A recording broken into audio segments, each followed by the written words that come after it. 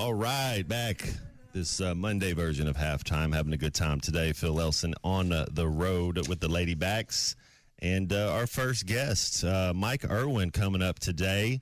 Mike, man, thanks for joining us today on this Monday. How was your weekend?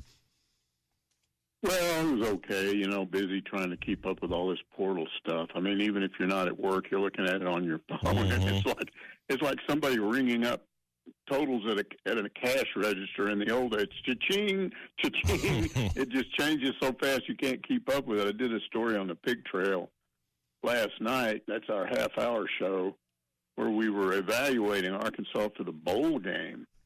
And they evaluated it position by position based on who's available, who's not. But when I got to the running backs, I said, they're really in pretty good shape because Braylon Russell is there, Rashad DeBinion, Rodney Hill. They're without, their leading rusher, but they still look pretty good. And then, not an hour after that, Russell went back into the portal. So he's within the portal, out of the portal, back in the portal. I assume this is for the last time, but it just changes that fast. What's the most shocking thing, or what's been the hardest, I guess, Mike, to get your head wrapped around? Because it just seems kind of new, and then all of a sudden it's like we've lost a lot of production. I don't know. I mean, teams might have guys that get in the portal, but man, that's a lot of production that we're going to have to fill. Yeah, it is, and the way Pittman put it, he felt like if they kept most of who they wanted, bringing the additions in, they would be better. But now you're trying to replace guys that left, like at tight end, for instance, like at running back. So what do you end up with? And no matter who you get, no matter how good they are, they got to learn a new system for the most part. So you're kind of starting over. And the only thing I would say is it's not just happening to Arkansas. It's happening to a lot of schools. But there are some that are working the deals better than others, and Ole Miss seems to once again be doing that. And it's no secret why this is happening. And I'm just going to lay it out there because from the beginning, Razorback fans have taken the attitude, and I'm talking the average fan, hey, why should I contribute to NIL? I'm just a Joe Blow out here. I don't even have season tickets. I don't have enough money to go to the games. How can I get there? That's for John Tyson to do, or Walmart or somebody. And I just will say the opposite has happened at Ole Miss. Somehow they've convinced those fans that $50 here, there, $50 there, if you do your part, we can be better. And we saw what they did. Now, they didn't achieve their goals, but they had a good season, and they're back at it again because they've got more NIL money. Now, supposedly with this revenue sharing, NIL goes down in influence next year, but you got to see that to believe it because there are a lot of people that are skeptical about it. But it's been my observation, Matt, that for whatever reason, Razorback fans don't like this idea of having to pony up money to get players to come here and then pony up money to get them to stay. A lot of them just don't like it.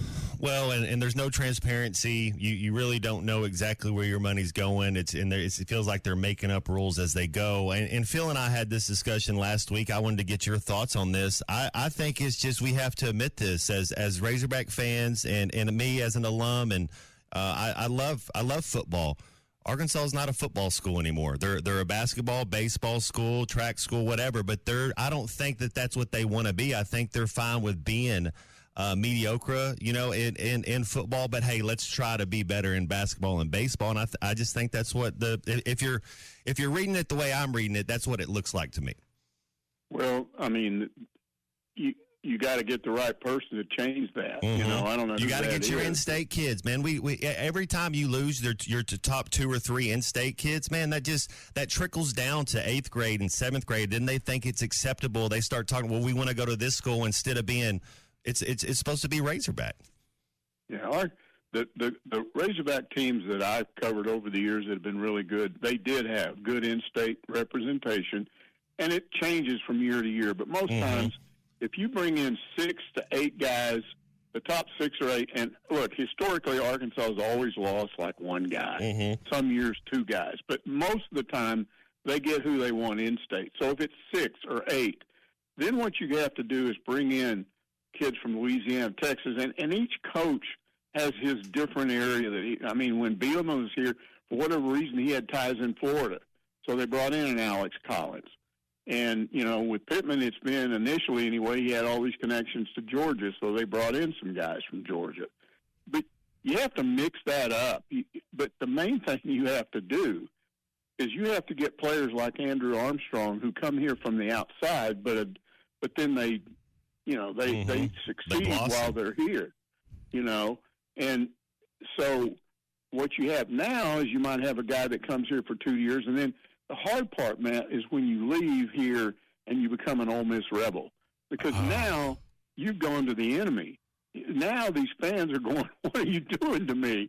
I'm going to hate your guts now. I mean, not all of them do, but that's the hard part. If you leave here and go to a Big Ten school or Big 12 or whatever and you don't play Arkansas, it's not that big a deal. But knowing that Luke Hasz is going to be on the field for Ole Miss next year, that's not – a lot of fans don't like that at all. It's hard. It's hard to deal with. And that's when I talk about transparency. It's as far as, well, what did we offer him and what did Ole Miss offer him? How big of a difference was it? Is it $20,000 different or is it $500,000 different? We don't know. But one thing I do know, Mike, is this basketball team finally looks like they might be coming together a little bit. I wanted to kind of get your thoughts, as I know, UCA doesn't really have a lot of guys that are going to start for this race or even get into the rotation. But January 4th at Tennessee, it gets going. I thought Brazil's starting to blossom a little bit. It seems like we're getting a little healthier. Boogie Fland's only going to get better each week. I mean, that dude, his awareness, IQ, basketball level is first class. But kind of wanted to get your thoughts as we head into conference play. I just think Jonas Aidoo has made such a difference. We're seeing him get better and better, and you can see what the potential is there. And I mean, he was huge in that win over Michigan. And then you see him, obviously it's not a big game with a big time opponent, UCA, but it's still a team. You can't just totally ignore them. And what I liked about that UCA game was you didn't see as many high-low things. Arkansas typically, they'll play well for a while, and then the defense just goes to seed, and then they start making some bad mistakes on offense. And so you have a 25-point lead, and it's down to 15. You didn't see a lot of that with that game. And I think here's what's happening, especially if they end up with three bigs that are all playing. You can play two of them at once. That eliminates any kind of zone action that they were having trouble with, because you can bust it by just lobbing the ball inside. And then it allows all those perimeter guys to move around, cut, take threes, open threes, or get a short 2-point shot. They're just much more flexible. And then the other thing is, I looked at this stat, I couldn't believe it.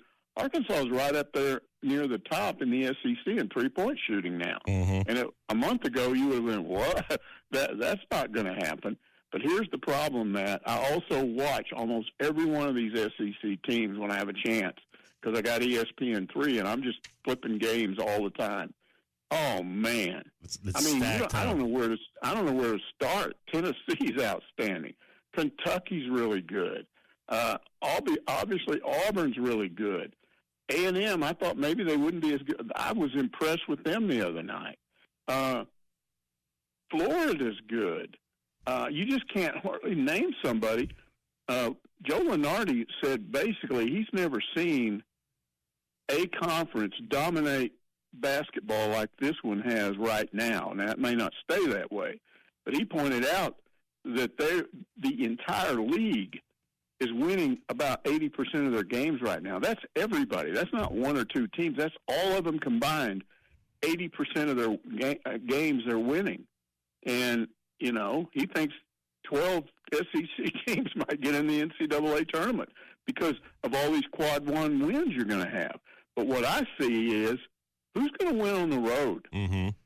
I mean, you may have 5, 6 teams in the SEC that are good teams that have losing records because they might lose almost all of their road games and not maybe lose a couple of home games, and then you're below 500. So, I mean, it's kind of fun to think about when you think about how much better this team can get, but it's scary too. But I do like Cal because in spite of all these criticism, game has passed him by, he doesn't know X's and O's. I mean, everything this guy has said in press conferences from day one has come about. I mean, he knows what's going on with these guys, and he's showing them a lot of patience. Yeah, I like the way he communicates, and I like the way he conveys his message. Absolutely. Well, Mike, you got all your Christmas shopping done? You got any big plans for the Christmas spirit? Hey, when you got grandkids, you just it's all about them. Yep. Yeah, your wife just tells you go to this store and get that, and then you're calling her up on your cell phone. Why? What are you talking about? And it's just mind-boggling. I love it. Hey, Mike. Well, man, happy holidays. Thank you so much for spending a little time with us today. Okay, see you, Matt. See you, Mike.